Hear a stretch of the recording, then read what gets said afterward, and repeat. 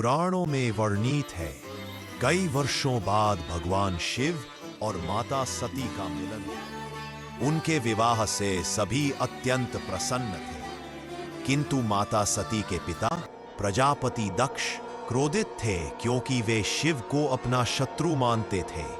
क्योंकि एक बार शिव ने उनके पिता ब्रह्मदेव का उनके अहंकार के कारण 5वां सिर काट दिया था। विवाह के पश्चात शिव और सती कैलाश की ओर प्रस्थान करते हैं। कैलाश पर्वत में वे दोनों बड़े ही सुख से निवास करते हैं। फिर विवाह के कुछ दिन बाद माता सती के पिता प्रजापति दक्ष एक विशाल यज्ञ का आयोजन करते हैं। यज्ञ में ब्रह्मा, विष्णु एवं सभी देवी देवता और ऋषियों को आमंत्रित करते हैं, किंतु शिव से शत्रुता के चलते शिव और सती को आमंत्रित नहीं करते। जब यह बात माता सती को पता चली तो वह अत्यंत दुखी हो गई और शिव से बिना निमंत्रण ही चलने की जिद करने लगी। शिव तो त्रिकालदर्शी है, वे भूत, भविष्य, वर्तमान तीनों कालों का ज्ञान रखते हैं। उन्होंने माता सती को समझाया कि वहां जाने से अहित होगा। माता उनकी बात नहीं मानी और अकेले जाने का निर्णय लिया।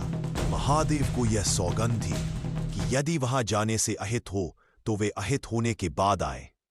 महादेव माता सती को नहीं रोक पाए और उनकी सौगंध को लेकर चिंतित हुए।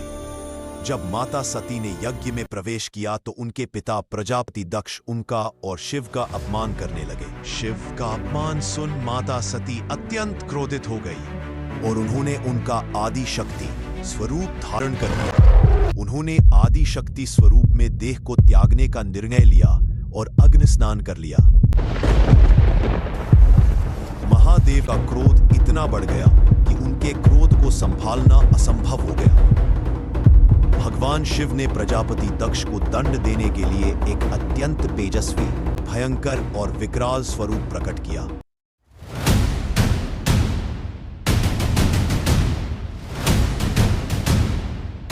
यह स्वरूप इतना भयंकर था कि जिसकी कल्पना मात्र से रूह कांप उठे। शिव के इस तेजस्वी रूप का नाम था वीरभद्र। वीरभद्र को आदेश दिया कि जाओ और उस अहंकारी प्रजापति का शीश धड़ से अलग कर दो। भगवान शिव की आज्ञा पाते ही वीरभद्र ने पृथ्वी की ओर प्रस्थान किया। वीरभद्र ने जैसे ही पृथ्वी पर कदम रखा, चारों दिशाओं में हाहाकार मच गई।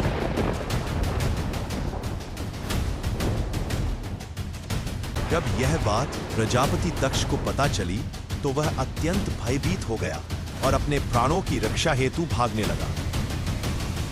फिर वीरभद्र ने आकर उनका शीश काट दिया। अब महादेव का क्रोध शांत हुआ और वह मां सती के पास जाते हैं। माता सती को भस्म देख वे अत्यंत भावुक हो जाते हैं और विलाप करने लगते हैं। भगवान नारायण और ब्रह्मदेव शिव से क्षमा मांगते हैं और प्रजापति को जीवित करने का आग्रह करते हैं। महादेव प्रजापति को बकरे का शीश लगाकर पुनः जीवित करते हैं। अब प्रजापति को भूल का आभास होता है और वह महादेव से क्षमा मांगता है। महादेव फिर माता सती को गोद में उठाकर वहां से प्रस्थान करते हैं। वे माता सती को लेकर चारों दिशाओं का भ्रमण करने लगते हैं। तब सती को लेकर भगवान शिव की व्याकुलता खत्म ही नहीं हो रही थी। वे उनकी देह का त्याग ही नहीं कर रहे थे। शिव की व्याकुलता के कारण ब्रह्मा, विष्णु, महेश की त्रिमूर्ति खंडित हो रही थी। भगवान शिव की व्याकुलता नष्ट करने के लिए भगवान नारायण ने सुदर्शन चक्र से माता सती की देह के कई टुकड़े कर दिए। अब माता सती के पिंड पृथ्वी के अलग अलग स्थान पर गिरने लगे। पृथ्वी में जहां जहां माता सती के पिंड गिरे वो स्थान आज भी शक्तिपीठ के नाम से जाना जाता है और जो भी उनके दर्शन हेतु जाता है, माता सती उनकी सभी मनोकामनाओं को पूर्ण करती हैं। जय मां आदिशक्ति। सती के मां